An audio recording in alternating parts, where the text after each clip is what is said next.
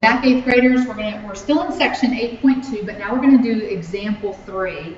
And if you remember from example 2, we found the axis of symmetry using the graph, or using the zeros of the graph of our parabola. So they gave us the graph. We could see it right on the graph and identify it actually pretty easily. But what if you're not given a graph? What if you just have an equation of your parabola? I'm not going to sit there and graph it just to find where it crosses the y-axis or the x-axis. I'm not going to do that.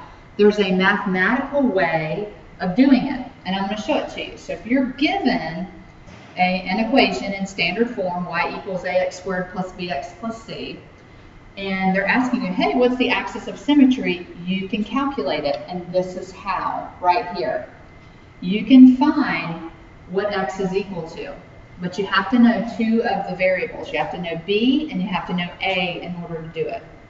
So let me demonstrate with letter A. Find the axis of symmetry of the graph of, and then here's our parabola. Y equals x squared plus 3x plus 4. Now let me kind of insert something here. The book inserted the words of the graph of. They are not asking you to graph this.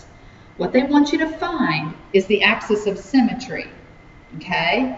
And we know it's a parabola because we have a squared variable.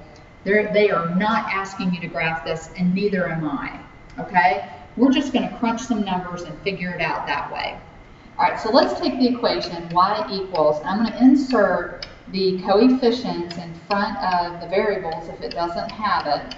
So x squared plus 3x plus 4 is the same thing as 1x squared plus 3x plus 4. Remember, the number in front of your x squared is your a, the number in front of your x is b, and the last number, your constant number, is c. We are most interested in a and b. We see that a is positive 1 and b is positive 3. Those are the two numbers that I need from the equation, and I'm going to plug them into my formula. I need to find the opposite of b and divide that by 2a. So b is positive 3.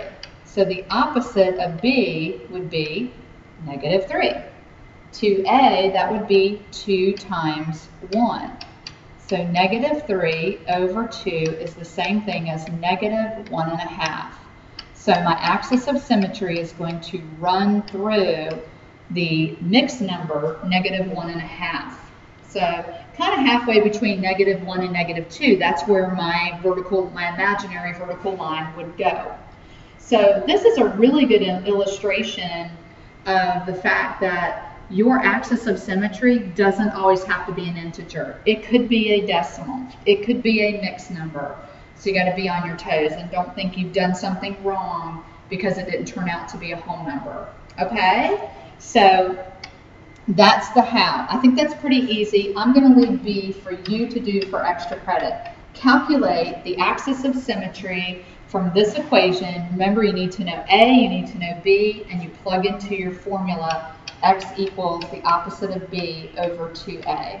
Or if you're not going to remember that, you don't think you'll remember that, do negative 1 times B divided by 2 times A. That's another way of looking at it. Okay? Bring your questions to class. We will talk about this tomorrow.